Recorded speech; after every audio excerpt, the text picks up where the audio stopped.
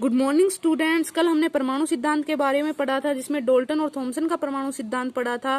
Dalton के अनुसार परमाणु अविभाज्य कण होता है, जबकि थॉमसन के अनुसार परमाणु का आकार 10⁻⁻10 मीटर होता है। आज हम रदरफोर्ड का अल्फा कण प्रकीर्णन पढ़ेंगे।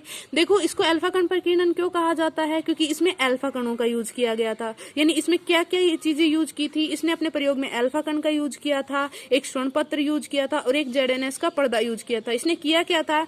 अल्फा कणों को किस पे डाला था? स्वर्ण पत्र पे डाला था, और जिसका प्रेक्षण किस पे प्राप्त किया था? ZNS पर्दे पे प्राप्त किया था, और उसी आधार पे अपने प्रयोग दिए थे। उसने जब अल्फा कणों को किस पे डाला, जब स्वर्ण पन्नी पे डाला, तो उसने देखा कि अधिकांश कण जो है वो सीधे ही निकल गए। इसका कारण उसने ये माना कि परमाणु का अधिकांश भाग क्या होता है? खाली होता है, जिसके कारण वो बिना रुके सीधे ही निकल गए। क्योंकि कोई भी चीज खाली होती है वहां निकलने में आसानी होती है, तो इसका कारण मतलब परमाणु का अधिकांश भाग खाली था, जिसके कारण ये सीधे निकल गए। कुछ कण जो थे वो कुछ कोण से विक्षेपित हो गए, यानी ऐसे भी कण आए अल्फा कण जो कुछ कोण पे विक्षेपित हो गए, यानी 30 डिग्री पे, 40 डिग्री पे, 50 डिग्री पे विक्षेपित हो गए। इसका कारण क्या हुआ? देखो, इस और एक कण ऐसा भी आया, 20,000 कणों में से एक कण ऐसा भी आया जो जिस कोण पे आया था उसी पे चला गया, मतलब 180 डिग्री के कोण पे, यानी जैसे आया था उसी पे चला गया, 180 डिग्री के कोण पे विक्षेपित हो गया। इसका कारण क्या माना? देखो, ये कौन से कण अल्फा कणों को डाल रहा था स्वर्ण पत्र पे, और अल्फा कण हीलियम नाभिक होते हैं, यानी हीलियम कण होते हैं।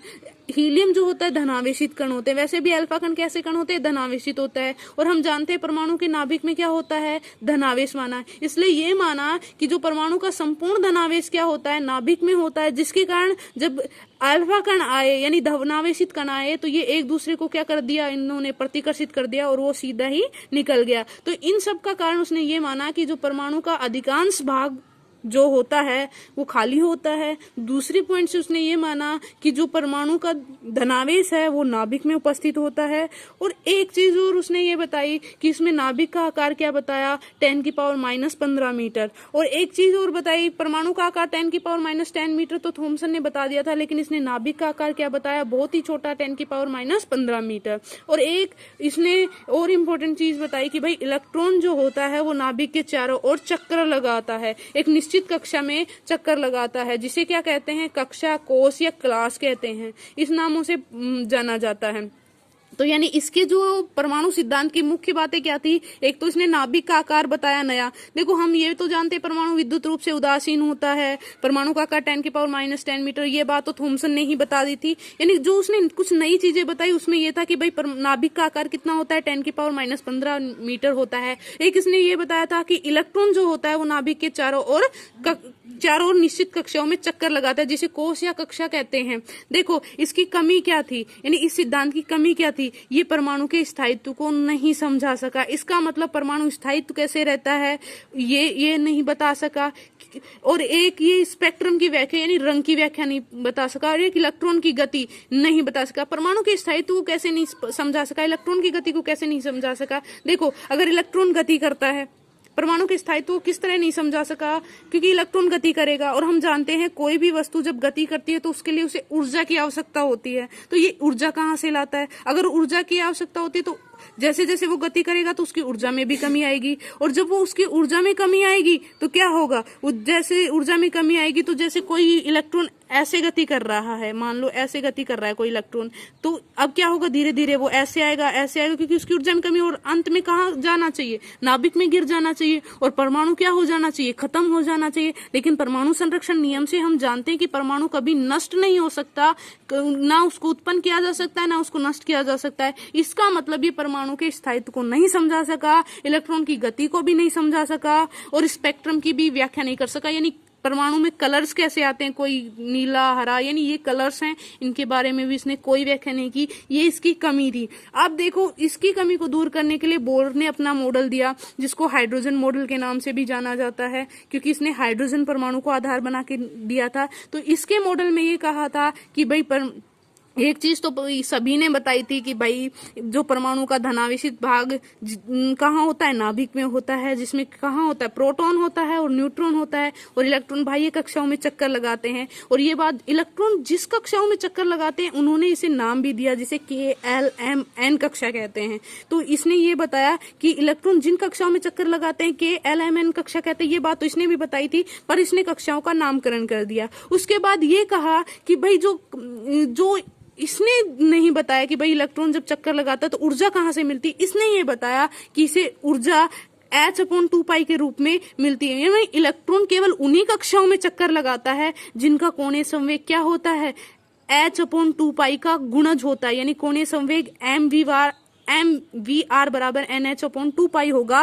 केवल उन्हीं कक्षाओं में इलेक्ट्रॉन चक्कर लगाएगा। यानी उसे ऊर्जा कौन देता है, ये देता है इलेक्ट्रॉन, H/2π के रूप में इसे ऊर्जा मिलती है। जहां H क्या है, प्लांक स्थिरांक, M क्या है, द्रव्यमान है, V वेग है, R त्रिज्या है। यानी उसे जो रदरफोर्ड के मॉडल की कमी थी उसको बोर ने दूर किया कि भाई इलेक्ट्रॉन केवल उन्हीं कक्षाओं में चक्कर लगाएगा जो H/2π की होंगी। यानी इसे ऊर्जा किसके रूप में मिलेगी, H/2π के रूप में। यानी ये उसने इस कमी को दूर कर दिया। इसके बाद उसने ये चीज बताई कि इलेक्ट्रॉन जो होता है वो एक जगह से दूसरी जगह विस्थापित हो सकता है, क्या, ऊर्जा ले ग्रहण करके या फिर त्याग कर। यानी इलेक्ट्रॉन, अगर कोई इलेक्ट्रॉन ऊर्जा का ग्रहण करता है, यानी ऊर्जा को ग्रहण करता है, इसका मतलब उसके पास ज्यादा एनर्जी आ जाती है तो वो उच्च ऊर्जा स्तर में चला जाता है। अगर मान लो कोई इलेक्ट्रॉन K कक्षा में है तो वो L कक्षा में चला जाएगा अगर उसने ऊर्जा का ग्रहण किया, ऊर्जा को ग्रहण करते ही L कक्षा में चला जाएगा। अगर कोई इलेक्ट्रॉन L कक्षा में स्थापित है और उसने ऊर्जा को त्याग दिया तो क्या होगा,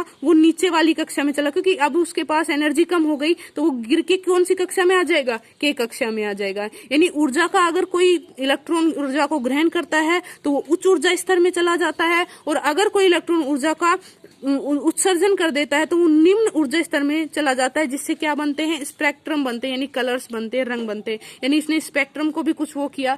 यानी इस आधार पे उसने अपना परमाणु सिद्धांत रखा। लेकिन इस सिद्धांत में भी क्या थी, कुछ कमियां थी। क्या कमी रह गई, इसने अधिक इलेक्ट्रॉन वाले मॉडल को ये नहीं समझा पाया। यानी जो अधिक इलेक्ट्रॉन वाले थे, यानी हाइड्रोजन मॉडल के आधार पे समझाया था, तो यानी ये जो ज्यादा, जिसमें ज्यादा इलेक्ट्रॉन होते हैं, यानी 20 इलेक्ट्रॉन हो, 30 इलेक्ट्रॉन हो, उस वाले परमाणु के बारे में ये नहीं समझा पाया।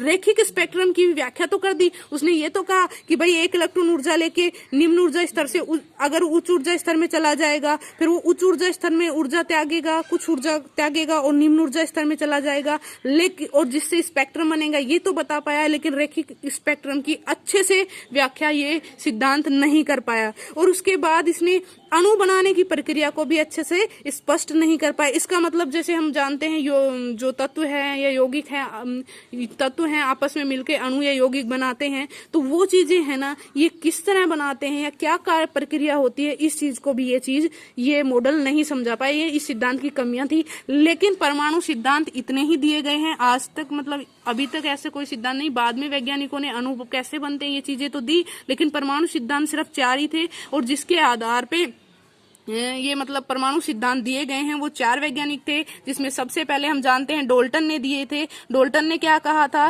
डाल्टन ने कहा था परमाणु अविभाज्य कण है। थॉमसन ने क्या इंपॉर्टेंट बात बताई, थॉमसन के आधार पे जो परमाणु जो होता है वो परमाणु का आकार 10⁻⁻10 मीटर होता है। अब रदरफोर्ड ने क्या बात बताई, रदरफोर्ड ने नाभिक का आकार नया बताया, 10⁻15 मीटर होता है। और एक ये होता है कि इलेक्ट्रॉन नाभिक के चारों ओर चक्कर लगाता है। लेकिन इस चीज को स्पष्ट किसने किया, बोर ने किया, कि इलेक्ट्रॉन नाभिक के चारों ओर एक निश्चित कोणीय संवेग से चक्कर लगाता है, जिसका मान NH/2π होता है। और एक चीज ये, जिन कक्षाओं में चक्कर लगाता है उन कक्षाओं को KLMN कक्षा कहते हैं। और स्पेक्ट्रम कैसे बनते हैं, देखो, अगर कोई इलेक्ट्रॉन क्या करता है, ऊर्जा का क्या करता है, उत्सर्जन करता है, यानी ऊर्जा को क्या करता है, त्यागता है, ऊर्जा को त्यागता है, तो क्या कहेगा, ऊर्जा त्यागते ही वो क्या हो जाएगा, निम्न ऊर्जा स्तर में चला जाएगा। और अगर कोई इलेक्ट्रॉन ऊर्जा ग्रहण करता है तो वो कहाँ चला जाएगा, उच्च ऊर्जा स्तर में चला जाएगा, क्योंकि ऊर्जा ग्रहण की है, इसका मतलब उसके पास पावर आ गई है, एनर्जी आ गई है, तो वो ऊपर जाएगा, यानी उछलेगा, ऊपर जाएगा। और अगर कोई इलेक्ट्रॉन ऊर्जा का अवशोषण ऊर्जा का क्या करता है, उत्सर्जन करता है, यानी ऊर्जा को त्यागता है, तो वो निम्न ऊर्जा स्तर में चला जाएगा, जिससे क्या बनता है, स्पेक्ट्रम बनता है। तो ये चीजें क्या है, स्पेक्ट्रम को स्पष्ट किया, इलेक्ट्रॉन की गति को स्पष्ट किया। ये किसने किया? बोर के मॉडल ने। आज के लिए इतना ही। Thank you.